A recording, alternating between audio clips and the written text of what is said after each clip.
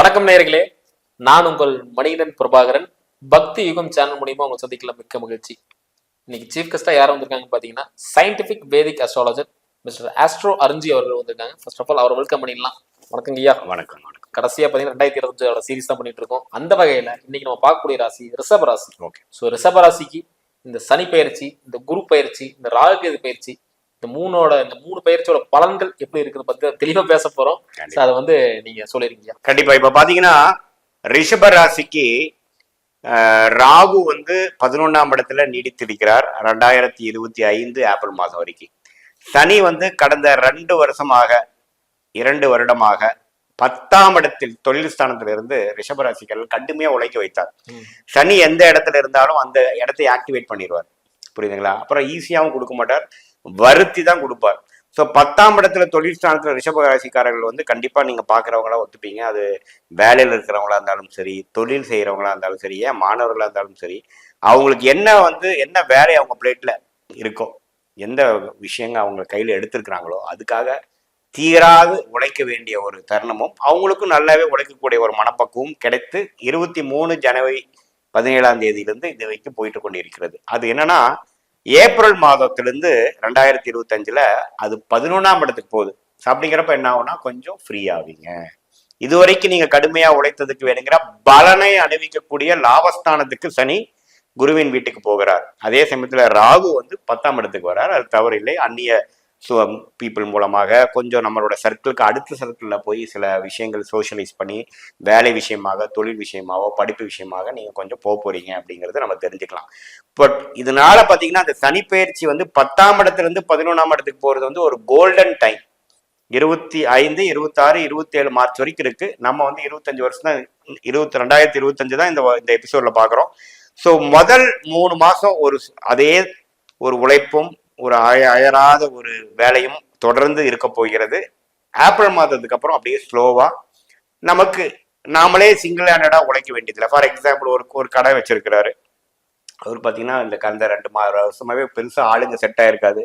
எல்லா வேலையும் இவரே பண்ணி எடுத்துட்டு பண்ண வேண்டியதா இருந்திருக்கும். இப்போ பார்த்தீங்கன்னா கரெக்டா ஏப்ரல் 2025 அப்புறம் ஏதோ ஒரு சப்போர்ட் நமக்கு கிடைக்கும். சார் நம்ம வேண்டியதில்லை சார், அப்படியே போய் பார்த்துட்டு இருந்தோம்னா போதும், எல்லாம் கொஞ்சம் செட் ஆயிடுச்சு அப்படிங்கிற மாதிரி ஒரு இடத்துக்கு போயிட்டு நல்ல லாபமும் ஓரளவுக்கு உழைத்தாவே லாபம் நல்லா வருது அப்படிங்கிற மாதிரி ஒரு நல்ல காலகட்டத்துக்குள்ள நகர்த்தக்கூடிய ஒரு அருமையான ஒரு ஆண்டாக 2025 வந்து ரிஷபராசிக்காரருக்கு உண்டு. ரொம்ப விளக்கமா சொல்லிருந்தீங்க.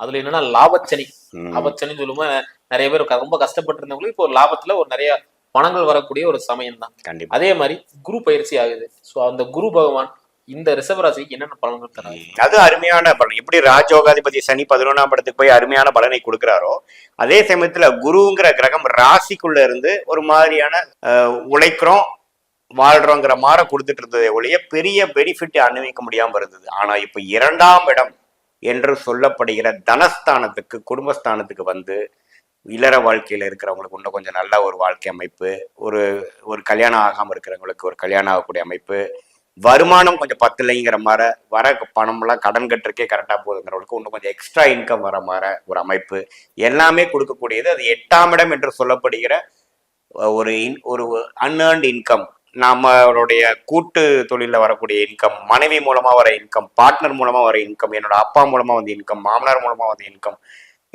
ஒரு இனாமா வந்த இன்கம்ங்கிற குறிக்கக்கூடிய 8ஆம் வீட்டையே குரு பார்க்கிறார். ஸோ அது பார்த்தீங்கன்னா கொஞ்சம் பணம் விஷயம் வந்து ஒரு தொழில் மூலமா வராமல் பல விஷயத்துல நான் ஒரு எக்ஸ்ட்ராவா சைட்ல ஒரு பிசினஸ் பண்றேன் சார், அதுலயும் கொஞ்சம் வர ஆரம்பிச்சிருச்சு. எனக்கு நான் விளையாட்டுத்தனமா ஒன்று ஆரம்பிச்சேன், அதுல கொஞ்சம் வர ஆரம்பிச்சிருச்சு. மெயின் தொழிலையும் கொஞ்சம் வருது, செகண்ட் தொழிலையும் வருது. அப்புறம் வீட்டில் பார்த்தீங்கன்னா வீட்டில் ஹவுஸ் ஒய்ஃபா இருந்தவங்க வந்து திடீர்னு வேலைக்கு போறாங்க, அவங்களும் சம்பாதிக்க ஆரம்பிச்சிட்டாங்க.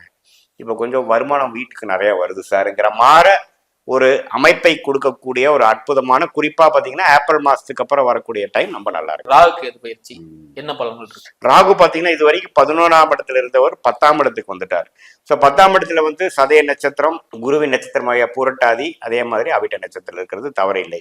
இந்த இடத்துல வந்து ராகு வந்து 1.5 வருஷம் டிராவல் பண்றதுல குறிப்பா ஏப்ரல் 2025 இருந்து டிசம்பர் 2025 வரைக்கும் பாத்தீங்கன்னா 10ஆம் இடத்துக்கு போறது என்ன கொடுக்கும்னா, ராகு 11ஆம் இடத்துல இருந்து இருக்கக்கூடிய லாபத்தை கொடுத்துட்டு இருந்த ராகு பாத்தீங்கன்னா இப்போ புதிய முயற்சிகள், சில புதிய தொடர்புகள், ஒரு வெளி மாநிலத்துக்கு போய் டிராவல் பண்ணி ஏதோ ஒரு லீடு கொண்டு வர்றது, அவங்க ஆல்ரெடி என்ன பண்ணிட்டு இருந்தாங்களோ அந்த சர்க்கிள் விட்டு அடுத்த சர்க்கிளுக்குள்ள போகிறது, கொஞ்சம் அபிவிருத்தி கொடுக்கக்கூடியது, அந்நிய செலாவணி, ஸ்டாக் மார்க்கெட்டு, கொஞ்சம் இதுவரை அவங்க பண்ணிட்டு இருக்கிற மெயினான விஷயத்தை விட்டு அடுத்த விஷயத்துக்குள்ள போகிறது, கொஞ்சம் அதர் கம்யூனிட்டி பீப்புளோட பழகுறது,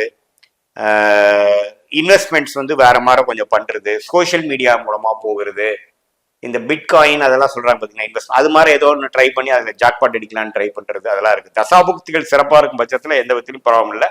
கொஞ்சம் தசாபுக்திகள் ஒரு 6ஆம் வீட்டு தசையோ 8ஆம் வீட்டு தசையோ கொஞ்சம் பாவத்துமான திசை போகும்பொழுது கொஞ்சம் வந்து குறிப்பா ராகு திசை நடக்கிறவங்களுக்கு வந்து பார்த்துக்கணும். சனி திசை நடக்கிறவங்களுக்கு ரொம்ப டாப்பான விஷயம். ஏன்னா சனிங்கிற ஒரு 11ஆம் இடத்துல நல்லா இருக்கு. அவர் ரிஷபரத்துக்கு ராசிக்கு வந்து ராஜயோகாதிபதியா இருக்கிறார். ராகு 10ஆம் இடத்துக்கு வரும் பொழுது சில புதுசா உங்க வாழ்க்கையில ஒரு தொழில ஒரு கிளையண்டாவோ கஸ்டமராவோ ஒரு புதிய ஒரு தொடர்பு வருதுன்னா கொஞ்சம் கேர்ஃபுல்லா நீங்க செஞ்சுக்கிறது நல்லதுங்கிறது என்னோட படம். இந்த நேரத்துல கடன்லாம் வாங்கலாமா? கண்டிப்பா வாங்கலாம். ஏன்னா இது வந்து ஒரு சுப விஷயத்துக்காக பண்ணக்கூடிய விஷயங்கள் தான் இருக்குமே ஒழிய ஒரு பெரிய ஒரு பாரமான கடனா மாறாது. எதா இருந்தாலும் ஒரு 26, 27க்குள்ள முடிக்கக்கூடிய அளவுக்கு தான் நீங்க பண்ணிக்கலாம். அதுக்கப்புறம் பாத்தீங்கன்னா ஒண்ணுமே கொஞ்சம் ஜென்ம சனி அது மாதிரி விஷயத்துக்குள்ள 7 நாட் சனியில விரய சனி எல்லாம் வந்துடும் ரிஷபராசிக்காரங்களுக்கு 27, 28. அதனால பண்ணலாம். ஒரு 2 வருஷம் 3 வருஷத்துக்குள்ள அடிக்கக்கூடிய அமைப்புல பிளான் பண்ணி பண்ணக்கூடிய அமைப்புகள் இருக்கு. மெயினா பாத்தீங்கன்னா இந்த சனி 11ஆம் இடத்துக்கு வரும்பொழுது கடன் வாங்குறதோட கடனை அடைப்போம். ஏன்னா நம்ம முதல்ல என்ன சொன்னோம்னா எக்ஸ்ட்ரா இன்கம் வர ஆரம்பிச்சிருச்சு நமக்கு. முதல்ல இருந்த கடன்லாம் கொஞ்சம் ப்ரீ க்ளோஸ் பண்றது, பார்ட் பேமெண்ட் பண்றது, இதெல்லாம் தான் இப்படிதான் மூளை வேலை செய்யும் நமக்கு. கடன் வாங்குற பலன்கள் வந்து கம்மி. கடன் வாங்கினாலும் ஒரு விஷயம், ஒரு வீடு கட்டுறதுக்காகவோ ஒரு கார் வச்சு பழைய கார் கொடுத்து புதிய கார் வாங்கிக்கிற மாதிரியோ அது மாதிரி ஒரு சுப விஷயத்துக்காக கண்டிப்பா வாங்கலாம். ராகு இங்கிருந்த 9ஆம் பார்வையா அப்ப நம்ம வந்து குரு பாக்குறாரு அப்படிங்கும் போது ஒரு நல்ல விஷயம் சொல்லிருக்கோம். கண்டிப்பா. சோ அப்படி இருக்கும்போது குரு தசையோ குரு புக்தியோ நடந்துச்சுன்னா நல்லதுதான். ஏன்னா குரு பாத்தீங்கன்னா ரிஷபராசிக்கு ஒரு சுமாரான கிரகம் தான். மேஷராசி அளவுக்கு ரிஷபராசிக்கு வந்து குரு நல்ல பலனை கொடுக்க மாட்டார். பட் இருந்தாலும் அவர் வந்து பாக்கியஸ்தானத்தை பார்க்காமல் 8ஆம் வீட்டை தான் பாக்குறாரு. ஸோ 8ஆம் வீட்டை பார்க்கும்போது மறைமுகமான இன்கம் அது மாதிரி தான் கொடுப்பாரு ஒழிய அது வந்து கண்டெம்பரரியான ஒரு இன்கம் கொடுக்காம. பட் 10ஆம் வீட்டையே குரு பார்த்து அந்த 10ஆம் வீட்டை ராகு இருந்து குரு பார்க்கறது நம்ம நல்லது. அதனால சொன்னேன், இது மாதிரி கொஞ்சம் முதல்ல ஸ்டாக்ல இன்வெஸ்ட் பண்ணவங்க, ஒரு எஸ்ஐபி போட்டவங்க, அவங்களுக்குலாம் பார்த்தீங்கன்னா நல்லா இம்ப்ரூவ்மெண்ட் ஆகும். இப்போ அவங்க அதில் கொஞ்சம் இன்க்ரீஸ் பண்ணலாம். சரி, இப்போ நம்ம இன்கம் நல்லா ஆயிடுச்சு, குரு 2ஆம் இடத்துக்கு வந்து நம்ம இன்கம் அதிகமாயிருச்சு, நம்ம மூலமாகவும் பணம் வருது, ஒய்ஃப் மூலமாகவும் பணம் வருது, இன்னொரு சிறு தொழில் பண்ணிட்டு இருந்த சைடு அதுவுமே கொஞ்சம் வர ஆரம்பிச்சிருச்சு. அப்படிங்கிறப்போ நாம ஏன் வந்து மந்த்லி நாம ஸ்டாக் மார்க்கெட்ல இந்த எஸ்ஐபின்னு சொல்லுவாங்க, அதுல நம்ம ஏன் அதிகமா போடக்கூடாது, போட்டு அதிகமா பலன் பண்ணலாம் அப்படிங்கிற மாதிரிலாம் கொஞ்சம் ஃபியூச்சருக்கு வேணுங்கிற ஒரு நல்ல விஷயத்தை ஒரு தொழில் பெருசா ஆரம்பிச்சு பண்றது இல்லாம கொஞ்சம் இன்வெஸ்ட்மெண்ட் மோடில் அதிகமா பண்றது. ஒரு இடம் வாங்குறதுக்கு வந்து ஏதோ லோன் கட்டி இன்ஸ்டால்மெண்ட்ல கட்டலாமா, அது மாதிரி விஷயங்கள்லாம் ஒரு அபிவிருத்திக்காகவும் ஒரு இன்வெஸ்ட்மெண்ட் மைண்ட், ஒரு இன்சூரன்ஸ் போடாம இருக்குது, ஒரு டேர்ம் இன்சூரன்ஸ் போட்டுக்கலாம், அது மாதிரிலாம் மைண்டு வர செய்யும். ஏன்னா 8ஆம் வீடு வலுக்குது. எப்போ குரு எந்த ஒரு கிரகம் தன் வீட்டை பார்க்கும் பொழுது அது வலுக்குது. அது வந்து சுபகிரகமா இருந்தா ரொம்ப நல்லது. ஸோ குரு 8ஆம் வீட்டை பார்த்து தன் வீட்டை தானே பார்த்து 8ஆம் வீட்டை வலுக்கும் பொழுது குறிப்பா குரு தசை நடக்கிறவங்களுக்கு எல்லாம் பாத்தீங்கன்னா இன்னும் கொஞ்சம் சேஃப்டியா பணம் வைத்து எப்படி பணம் சம்பாதிக்கலாம் அப்படிங்கிற மாதிரி ஒரு மைண்ட் செட் எல்லாம் கொஞ்சம் அவங்களுக்கே ஃபீல் ஆகும். நிறைய மாற்றங்கள் மைண்ட்ல வரும். அதெல்லாம் நல்ல பலனை கொடுக்கும். அதுவும் 10ஆம் இடத்துல இருக்கக்கூடிய ராகுவை குரு பார்ப்பது நல்லது. பட் இருந்தாலும் தசாபுக்திகள் கொஞ்சம் சிறப்பில்லாம போயிட்டு இருக்கிறவங்க வந்து கொஞ்சம் கேர்ஃபுல்லா புதிய தொடர்பு வரும் பொழுது பார்த்து பண்ணணுங்கிறது என்னோட. ரிஷபராசிக்காரங்க எந்த விஷயம் பண்ணவே கூடாதுன்னு கண்டிப்பா ரிஷபராசிக்காரங்களே பாத்தீங்கன்னா பிசினஸ் மைண்டட் பீப்புள். ரிஷப லக்னம், ரிஷப ராசி ரெண்டுமே பாத்தீங்கன்னா கொஞ்சம் ஆடம்பரமா வாழணும். அது குறிப்பா அந்த ராசி அதிபதியாகிய சுக்கிரன் 11ஆம் இடத்துல உச்சம் பெறுகிறார், மீனத்துல உச்சம் பெறுகிறார். அதே சமயத்துல குரு 11ஆம் வீட்டுல இருக்கக்கூடிய 11ஆம் வீட்டு அதிபதிய குரு லக்னத்துல இருந்து பரிவர்த்தனை யோகத்துல இருக்கிற நிறைய பேர் இருக்காங்க. ஸோ பொதுவா வந்து சுக்கிரனோட வீட்டுக்கு அதிபதியாகிய அந்த வீட்டுக்குடைய ராசியாகிய ரிஷபராசிக்காரர்கள் வந்து ஆடம்பர வாழ்க்கையும் கலை உணர்வும் ஆர்டிஸ்டிக் மைண்டும் தொழில் அமைப்பும் ஒரு விஷயம் கத்துக்கிட்டாங்கன்னா தொழில் பண்ணி ஜெயிக்கலாம், பெரிய லெவல்ல போலாங்கிற ஆசை இருக்கும். ஸோ அவங்க என்ன படக்கூடாதுன்னா நம்ம பேராசைப்படக்கூடாது. அதாவது ஓரளவுக்கு ஒரு பிசினஸ் பண்றாங்கன்னா ஸ்டாண்டர்டா ஸ்டெப் பை ஸ்டெப் டெவலப் ஆகணும்னு பார்க்கணும். திடீர்னு பாத்தீங்கன்னா 1 10 ஆக்குறோம் 10 100 ஆக்குறோங்கிற மாதிரி போகக்கூடிய அமைப்புகள் நிறைய இருக்கு. குறிப்பா சுக்கிரன் உச்சமாகறப்போ அவன் ஜாதகத்துல, அது கோச்சாரத்துலயும் உச்சமாகறப்போ அவங்களுக்கு மைண்டு கொஞ்சம் இப்படிதான் இருக்க போகுது லைஃப் அப்படின்னு போகும். அப்போ 2027 28 ஜென்மசனி வரப்போகுது. அப்படிங்கிறப்ப பார்த்தீங்கன்னா இன்னும் கொஞ்சம் அவங்க போட்ட கணக்கு கொஞ்சம் மிஸ் ஆகுது, நிறைய ரியாலிட்டியை பார்க்காம கொஞ்சம் காத்துலயே யோசனை பண்ணிட்டாங்கிறது கொஞ்சம் அடி வாங்குவாங்க. ஸோ அதனால பேராசையை தவிர்த்து ஸ்டெப் பை ஸ்டெப் முன்னேறணுங்கிற ஒரு பேஷன்ஸ், ஒரு பொறுமையும் ரிஷபராசிக்காரருக்கு இருந்துன்னா வெற்றி நிச்சயம். இப்போ 100க்கு எவ்வளவு மார்க் தெரியும்?